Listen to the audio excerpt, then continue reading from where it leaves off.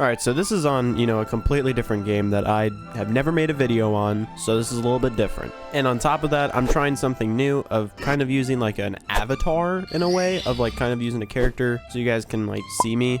I don't know, it's just something new to try. Let me know if you guys like it though, because I'm gonna put a little bit of effort into this, and by a little, I mean a lot. It's gonna take a while to edit this whole avatar thing. I'm not gonna show it the whole time, but something new. Now, randomly on my TikTok page and, For You page or whatever, I will consistently, like every 2 months, will get a video from the Skate page. It's mostly just a clip from a main video that's on their YouTube channel where they talk about the game and what they're doing and things that they're going to be implementing. And so like a couple days ago, I saw the video on my TikTok. I went to their YouTube and I decided to watch every single video that had to do with Skate. And that's the new game that's coming out eventually. They don't have a time or anything like that. Their whole thing right now, like their shtick, or I mean, something that every company should do technically, is when it's ready, it'll be out. Like when it's done, sort of thing. I like the idea. Yeah, honestly, I'm really not bothered by that. I think most companies, should do that. They should push for that sort of, it needs to be finished and it needs to meet the 100%, like the 100% goal. I don't know how to talk. It just needs to reach that threshold and then just put it out there. A lot of games lately are kind of rushed. They're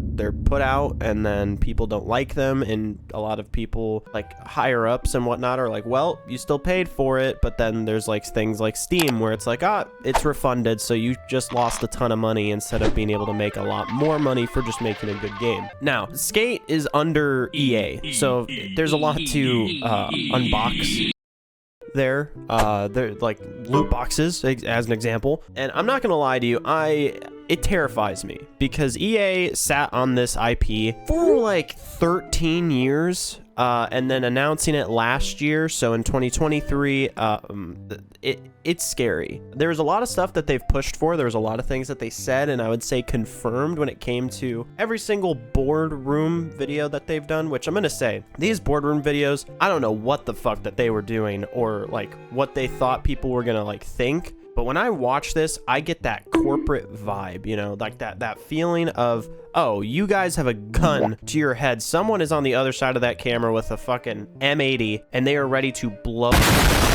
Isn't M80 a bomb? I think so. They have a nuke in their hand and they're about to fucking detonate the place. Or C4, I don't know, Claymore. Skate 3 is one of my favorite games. I love that game to death. I think I've played and beat that game 3 times, like every summer after, like, I think it was like 2014 or something like that. I don't remember exactly when it came out, but I was in elementary school, so I was playing it then. And it was summer break.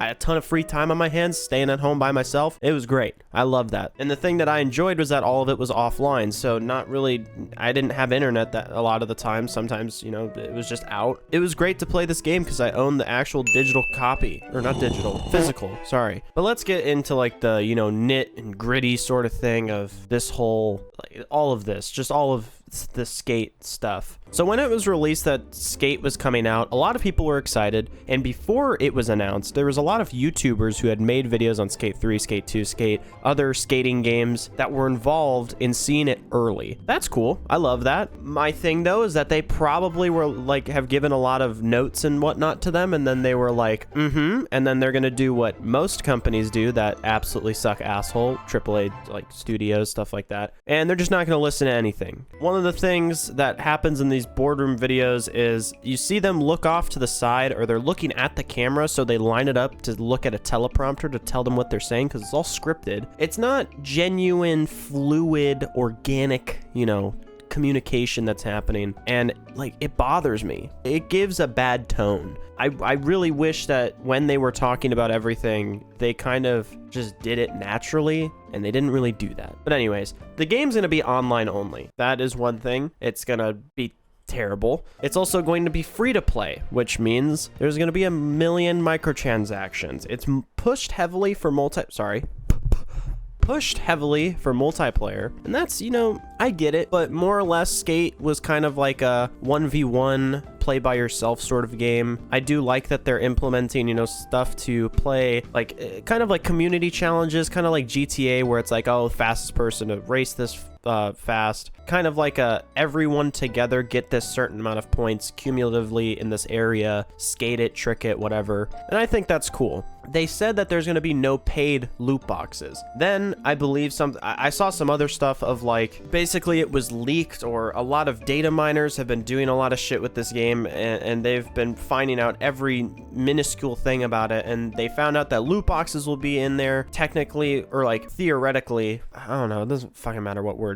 Basically, there's going to be different types of currencies that you can use. There's going to be like probably a free currency, and then the paid currency. You can get some of the paid currency naturally, but you're not going to be able to get a lot of it. There's stars that you get for completing challenges, which, on the topic of challenges, just to get it out the way, they're going to do like difficulty levels instead of like killed it and owned it, in comparison to like Skate 3. That's the game that I remember, by the way. I didn't play Skate 2 or 1, so if anyone is like, Skate 2 is the greatest game, awesome. I never played it. I bet it's honestly really great. I hear a lot of people say that, but I played only Skate 3. That's what I grew up on. And yeah, so it's the game itself is just going to be very live service, and that is bad in my opinion. Most AAA games that have come out lately, as an example, Payday 3, what other games?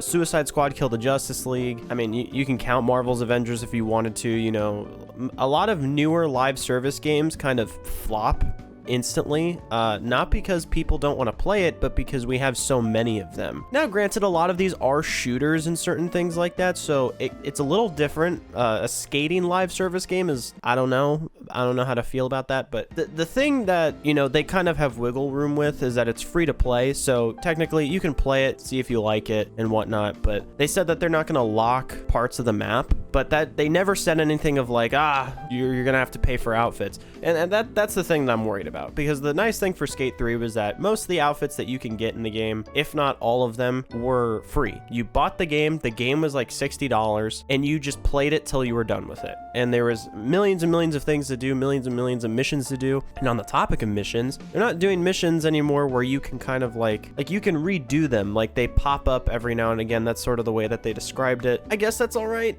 I don't know. I don't really know how to feel about it. It's kind of, a lot of it is like, all right, let's wait and see how they implement it. If you have seen a lot of the play testing, they aren't really doing any textures or graphics, stuff like that. And some people are saying like, oh, you need to be doing that. And they're like, hey, we get it, but we don't really care about that right now. We want to make sure the actual base game is good. And which, you know, when you hear all of this, when you see how they're doing it, it's like, man, this is great. The game itself will be probably amazing. But then it's like, oh, a lot of the stuff that I want to use and like mess with is all I have to pay for it. Oh, that cool skin that guy has. He has like a helmet that's on fire. I gotta pay for that or something. I feel like that's gonna suck.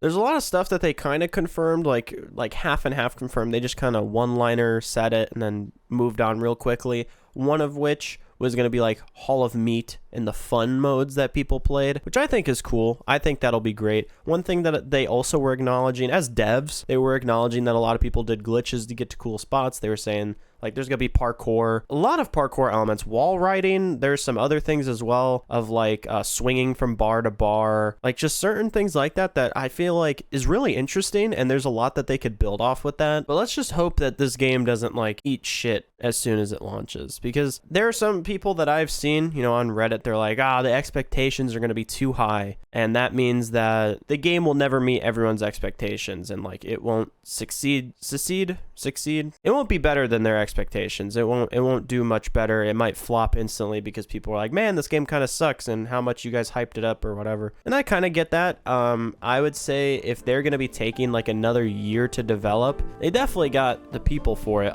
The thing that they said in one of the boardroom dev talks, whatever, was that a lot of people work from home. So that's kind of good. Like they're not having to worry about, you know, going from place to place. They're finishing their work. That's interesting. Not many companies have done that. They've said that they were formed in COVID. There's a lot of stuff that I kind of figured out. And the thing for this game is that, you know, I love Skate 3. I missed out on a lot of features for Skate 3, like the party mode of, I think you could play offline with someone else or something like that. I don't entirely remember it, but it was like you could do stuff like that, and that was cool. But I didn't feel like I missed out on the game itself. I feel like for this game, there's going to be a lot of things that come out or launch or whatever. They could do, there's a lot of collabs that they could do that would be interesting. Like every, like Rob Deerdeck, like stuff like that. That I would have no problem with if it's like, oh, this is a $5 bundle just for this character. Something like that. As an example, for Skate 3, you could put in cheat codes and you could have Dem Bones, that meat slab guy, and you can become the Isaac from, I think his name is Isaac, from Dead Space. And all of that's really fucking cool. And then like there's other cheat codes as well. But I feel like a lot of the time, like they're not going to do that again, I don't feel like. Another thing that I saw people say was that, oh, this is a copy, or this is just like a DLC. We have seen DLCs before, like going from Modern Warfare 2 to Modern Warfare 3. Modern Warfare 3 is a complete DLC. Like it's not finished. It sucks. There's so many issues with it. But Skate 3 to Skate period, that it's like they took that game and then they're like, we added a whole nother game on top of it. At least what they're describing. And I think the graphics will look great. Something that they kind of want as well is that, like, you know, your character will feel original. So it's not that sort of thing where it's like, oh, everyone uses the same thing. They're probably going to make it where you can like customize the colors on every single outfit and stuff like that. I would hope for that, because that's great. Customization, the ability of just having as many cosmetics as possible and stuff like that would be awesome. And for me personally, I'm a bit of a collector when I play lots of games. So certain games where I can't technically get everything, like an example, Overwatch 2 right now, you know, you can't earn every single thing in it because it costs money now to just get it. You can't open loot boxes. So for Skate period, if they have it where you can't earn everything and a lot of it is locked behind $2 paywalls, $5 paywalls or something, it's gonna suck ass.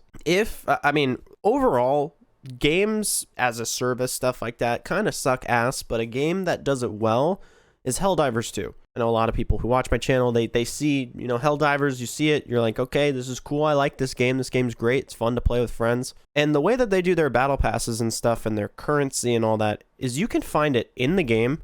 You can get it for free from the free battle pass, you can get the premium version of the battle pass, you can use those points, like they're V-Bucks essentially. You can use them to buy certain like armor in the store, and altogether it's like, that's awesome. Every game should do that. Make it so that you can get it for free with, I would say, remote ease, because for Helldivers 2, it's a lot of like, it takes a minute. You have to loot around and stuff like that. There's 2-man vaults, so you have to play with someone else. And you also have to like win areas over, stuff like that, to get the medals, to, you know, get certain pieces of the like free pass. Every game should do this, and this game could absolutely go for that. There's a lot of good things. Like if it's free to play and then there's also that benefit, that's awesome. Or they go, hey, it's no longer free to play, it's like $40. That's also great, because $40, usually, typically, unless you're a game like Payday 3 or something, if the game it costs money, that means that there's a lot of stuff you're actually getting from it besides, you know, something like Call of Duty. So there's a good sign to that, but yeah, I don't know. A lot of it is speculation of what I had to say. Not a whole lot of concrete. A lot of the concrete stuff is what I said at the start, but yeah, I don't know. I'm excited for this game. Let me know what you guys think about it. You know, if you are excited, if you're not excited, if you hate the game, which game's your favorite? Maybe you even like Tony Hawk or something like that, and you want to talk about that, absolutely go for it. I actually never really played the Tony Hawk games. I think I played one on like the GameCube. It's pretty fun. But yeah, that's gonna do it for this video. I hope you guys have a great day, great week, great night, great evening, whenever, great month, whole rest of the year. It doesn't matter when it is. I hope that's great for you guys though. See ya.